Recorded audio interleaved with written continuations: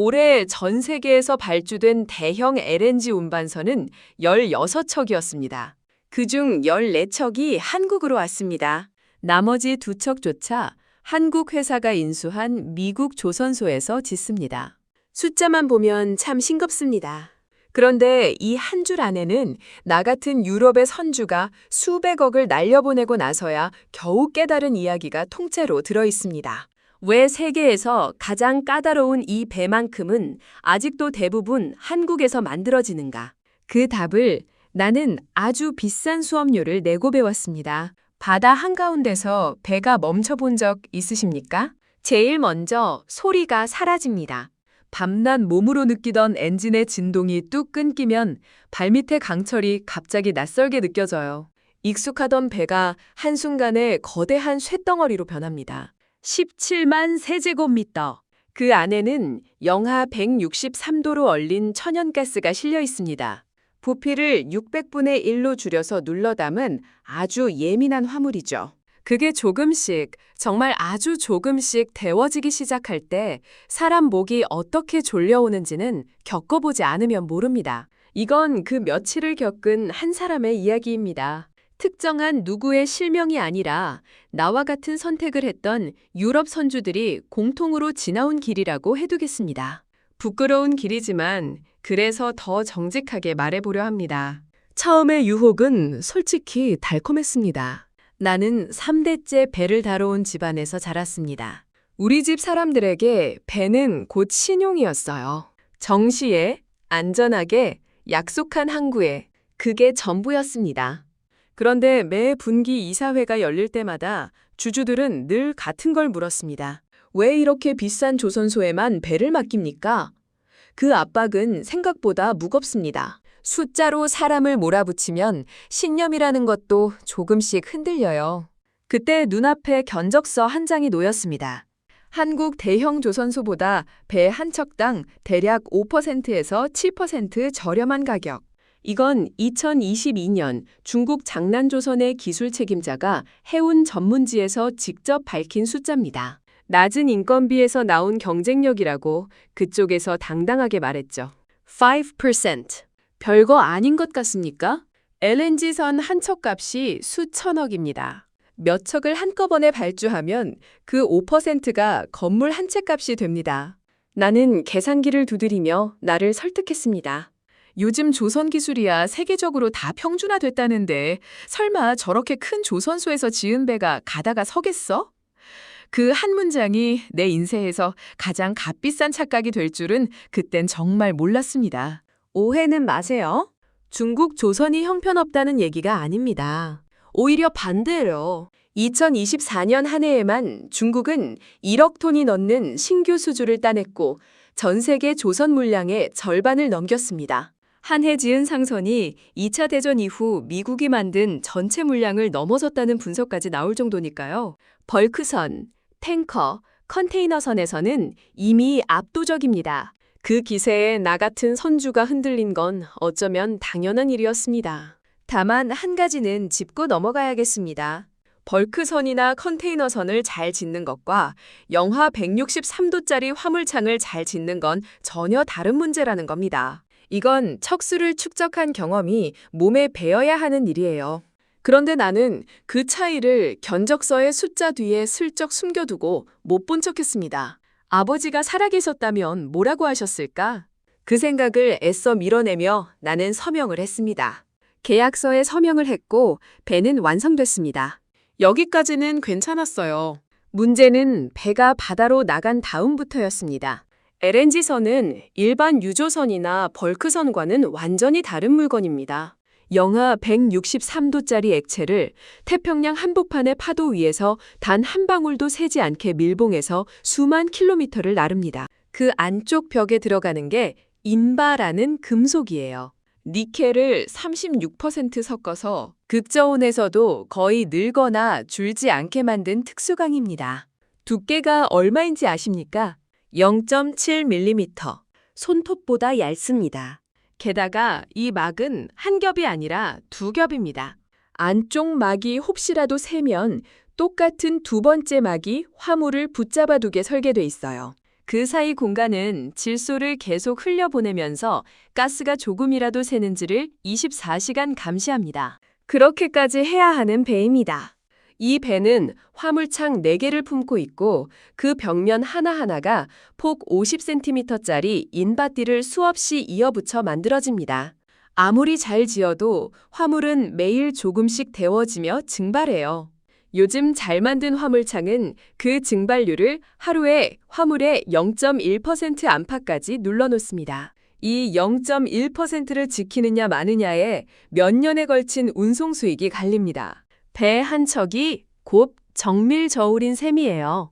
나는 그걸 계약할 땐 그냥 탱크라고만 생각했습니다. 얼마나 무지했는지 지금은 얼굴이 화끈거립니다.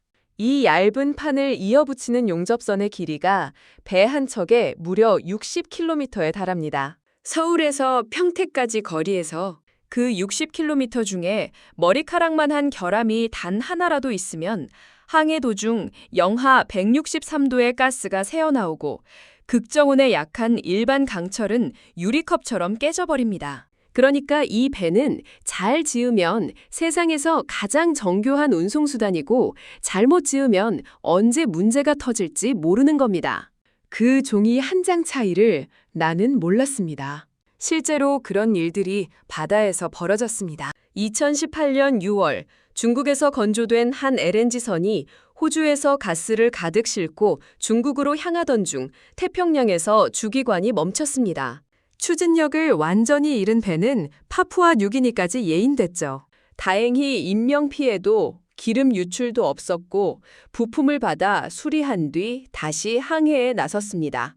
여기까진 넘어갈 수 있습니다. 사고는 어디서든 날 수 있으니까요. 그런데 2023년 11월엔 좀 더 무거운 일이 벌어졌습니다. 같은 계열의 자매선 한 척이 호주 커티스 섬의 가스 수출 부두에서 발전기 개통이 통째로 멈춰 꼼짝을 못했습니다. 화물을 가득 실은 채로요. 그 배 하나가 부두를 일주일 넘게 틀어막는 바람에 뒤에 오려던 배들이 줄줄이 입항 허가를 받지 못했고 수출 화물 3건이 그대로 지연됐습니다. 부두엔 배가 한 번에 한 척밖에 못 서거든요. 결국 호주 당국은 8척의 예인선을 동원해 그 배를 8시간에 걸쳐 겨우 빼냈고 나중엔 180일간 자국 입항을 금지했습니다. 실려있던 가스가 다시 기체로 돌아가 큰 사고로 번질까봐 육상 가스 생산까지 줄여야 했다고 합니다. 가스선이 하루 서 있으면 어떻게 되는지 설명해 드릴까요? 화물은 매일 조금씩 증발해 사라지고 용선 계약을 못 지킨 대가로 지연 배상금이 하루에 수십만 달러씩 쌓입니다. 계약서에 적어둔 지연 배상 조항이나 환불 보증은 이런 손실 앞에서는 생각보다 초라합니다. 그 서류들은 잃어버린 신용까지 메워주진 못해요. 한번 저 회사 배는 잘 선다는 말이 시장에 돌면 다음 계약이 끊깁니다. 나는 그걸 아주 뒤늦게 배웠습니다. 그런데 진짜 무서웠던 건 돈이 아니었습니다.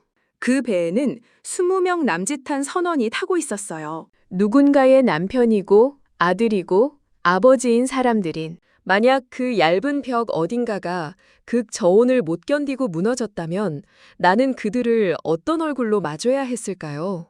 계약서엔 그런 항목이 없습니다. 잠 못 드는 밤마다 나를 짓누른 건 손해액이 아니라 바로 그 얼굴들이었습니다. 배가 바다 위에서 멈춰있던 그 밤들 나는 한숨도 못 잤습니다. 창밖만 봤어요. 여기서 그만 접을까 하는 생각이 하루에도 몇 번씩 들었습니다. 솔직히 접는 게 더 합리적인 순간도 분명히 있었습니다. 하지만 그러기엔 이미 잃은 게 너무 많았어요. 남은 길은 하나뿐이었습니다. 그동안 비싸다고 미뤄뒀던 그곳, 극동의 한국조선소로 나는 결국 가방을 쌌습니다. 한국으로 가는 비행기 안에서도 의심은 가시지 않았습니다. 도크 예약이 몇 년치나 꽉 찼다는데 남의 고장난 배까지 봐줄 여유가 있을까? 세계에서 제일 까다롭다는 그 화물창 결함을 정말 잡아낼 수 있을까? 반신반의였죠. 기대보다 체념에 가까운 마음이었습니다. 그런데 거제의 조선소가 내려다 보이는 언덕에 올라선 순간 나는 그만 말문이 막혔습니다. 캄캄한 밤바다를 배경으로 노란 골리앗 크레인 수십 대가 대낮처럼 불을 밝히고 서 있었습니다. 도크 안에서는 수천 명이 움직이고 있었어요. 파란 용접 불꽃이 여기저기서 소리 없이 튀었습니다. 조선소 전체가 깊은 밤인데도 조금도 쉬지 않고 뛰는 거대한 심장자 탔습니다. 아, 세계의 선주들이 왜 결국 이 먼 남쪽 항구까지 배를 몰고 오는지 긴 설명이 필요 없더군요. 그 불빛이 이미 답이었습니다. 나는 한참을 차창에 이마를 대고 그 광경을 바라봤습니다. 가까이 가보니 그 불빛은 낭만이 아니라 규율이었습니다. 사람들은 서두르지 않았어요. 오히려 느리다 싶을 만큼 정확하게 움직였습니다. 한 사람이 요접을 하면 그 뒤를 다른 사람이 따라가며 확인하고 또 그 뒤를 검사원이 따라갔습니다. 아무도 소리치지 않는데 도크 전체가 한 몸처럼 돌아갔어요. 저 질서를 갖추는데 도대체 몇십 년이 걸렸을까? 값을 깎아 다른 곳에 배를 맡길 때 나는 바로 이 세월을 함께 깎아버렸다는 걸 그제야 알았습니다. 나를 가장 떨리게 한 건 화물창을 짓는 공정이었습니다. 앞서 말한 그 0.7mm짜리 임바. 이걸 예전엔 사람이 손으로 하나하나 붙였습니다. 그런데 열이 조금만 과하게 들어가도 얇은 판이 뒤틀리고 미세하게 갈라졌어요. 숙련공 구하기도 해마다 어려워졌고요. 그런데 내가 찾아간 한국의 조선소는 여기에 로봇을 붙여두고 있었습니다. 삼성중공업이 2023년에 내놓은 워블 레이저 고속 용접 로봇입니다. 레이저빔을 일정한 간격과 속도로 빙글빙글 돌리면서 얇은 판을 넓고 매끄럽게 녹여 있는 방식이에요. 이른 그대로 흔들며 붙이는 거죠. 이게 얼마나 빠르냐?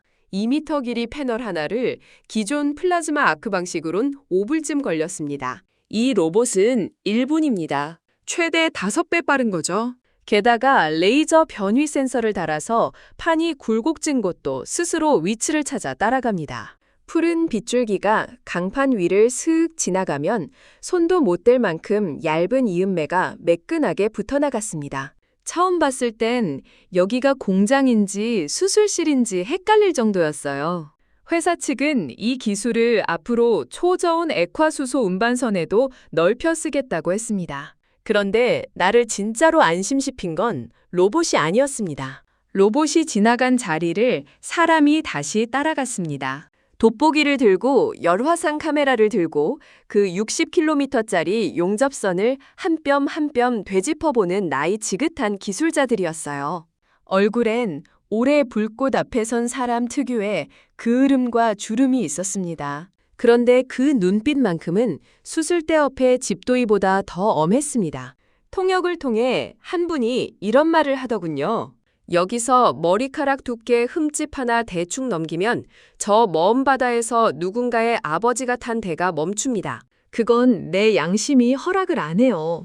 그 말을 듣는데 등줄기가 서늘해졌습니다. 이 사람들은 그냥 하루 일당 받고 일하는 게 아니었습니다. 자기가 놓은 용접선 하나가 곧 나라의 신용이고 바다 위 누군가의 목숨이라고 여기고 있었어요. 배를 넘기기 전은 화물창에 가스를 채우고 압력을 걸었다가 다시 진공으로 빼면서 새는 데가 없는지를 며칠씩 추적하는 지독한 시험을 거칩니다. 그 과정을 한치도 건너뛰지 않고 지켜보는 사람들이었어요.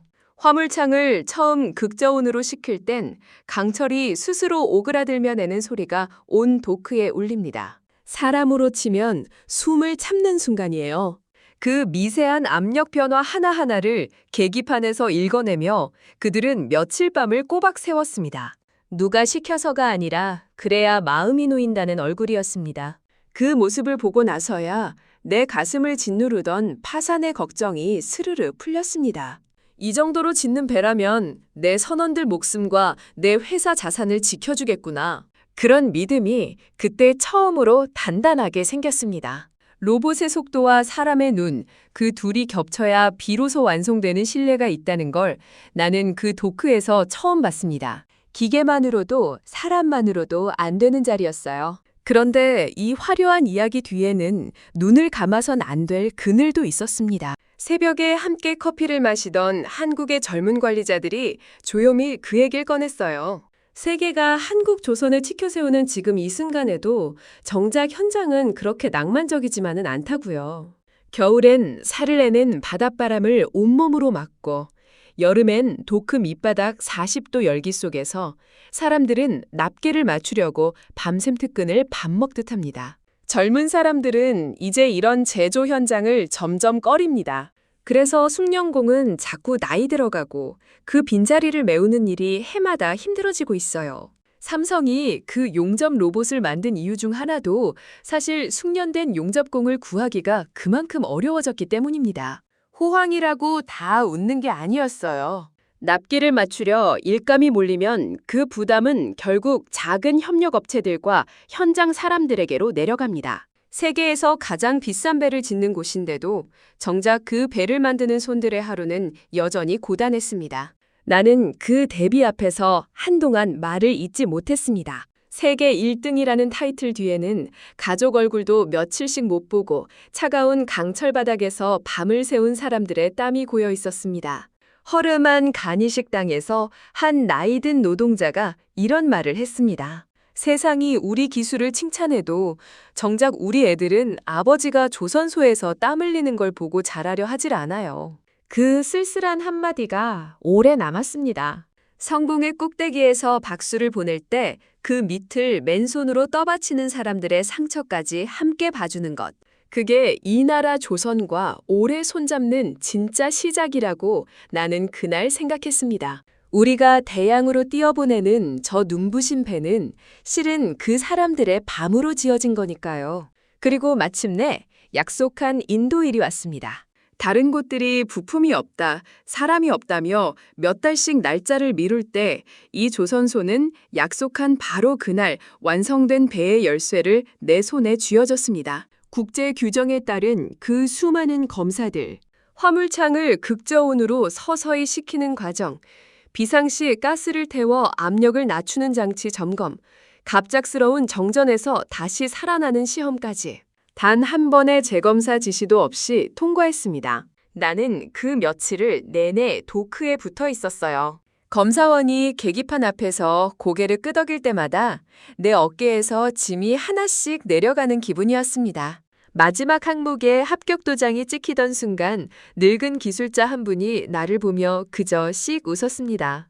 말은 없었지만 이제 안심하고 데려가라는 뜻이었어요. 그 웃음을 나는 평생 잊지 못할 겁니다. 배가 남태평양의 시퍼런 파도를 향해 출항 신호를 울리던 날, 우리 회사 사람들은 서로의 거친 손을 맞잡고 울었습니다.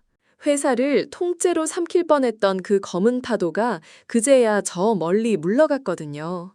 잃었던 신용도 정시에 가스를 실어 나르며 하나씩 되찾았습니다. 몇백억을 아끼려다 회사가 통째로 흔들리고 나서야 나는 바다의 원칙을 배웠습니다. 바다 위에선 품질과 안전이 곧 도덕이라는 것. 겉모양은 얼마든지 흉내낼 수 있어도 그 0.7mm짜리 강판 하나에 목숨을 거는 사람들의 집념까지는 돈으로 살 수 없다는 것을요. 그 진리를 나는 아주 아프게 배웠습니다. 가끔 사람들이 묻습니다. 그래서 한국 배가 그렇게 대단하냐고. 나는 이렇게 답합니다. 대단한 건 배가 아니라 그 배를 짓는 방식이라고요. 0.1mm의 오차도 눈 감지 않겠다는 고집, 로봇을 들여놓고도 그 뒤를 사람 눈으로 다시 훑는 이중의 신중함, 그리고 그 신중함을 몇십 년째 지켜온 조직의 근성. 그건 견적서 어디에도 숫자로 안 적혀 있습니다. 그런데 바다에 나가는 순간 오직 그것만이 남습니다. 값을 깎을 땐 안 보이다가 파도 위에서야 선명해지는 것들이죠. 그로부터의 이야기는 이제 시장이 대신 증명하고 있습니다. 한국의 LNG 선수주 점유율은 2021년 87%까지 올랐다가 중국의 거센 추격으로 2022년엔 70%까지 내려앉기도 했습니다. 그러다 다시 올라왔죠. 2024년엔 한국이 48척, 중국이 28척을 수주했고 올해는 발주된 16척 중 14척이 한국으로 왔습니다. 미국의 한 해군 연구기관은 2025년 기준 한국의 LNG선 점유율을 약 62%로 봤습니다. 물론 전체 조선 물량만 놓고 보면 중국이 절반을 넘겨 세계 1위인 건 분명한 사실입니다. 그 흐름은 앞으로도 이어질 겁니다. 다만 이 가장 까다로운 배에서만큼은 아직 무게중심이 이쪽에 있습니다. 그 이유의 상당 부분은 앞서 말한 그 잦은 고장의 기억 때문이고요. 한국 조선소들이 값싼 물량 경쟁 대신 LNG선이나 친환경 선박 같은 어려운 배만 골라받는 전략을 택한 것도 같은 맥락입니다. 실제로 한국이 수주하는 배는 한 척당 작업 난도가 중국의 1.6배쯤 됩니다. 적게 받아도 비싼 배, 어려운 배를 가져가는 거죠. 물론 이 구도가 영원하리란 보장은 없습니다. 중국은 지금도 무섭게 실력을 쌓고 있고 러시아 가스가 막힌 뒤 늘어난 수요를 발판 삼아 LNG선 경험을 빠르게 축적하고 있습니다.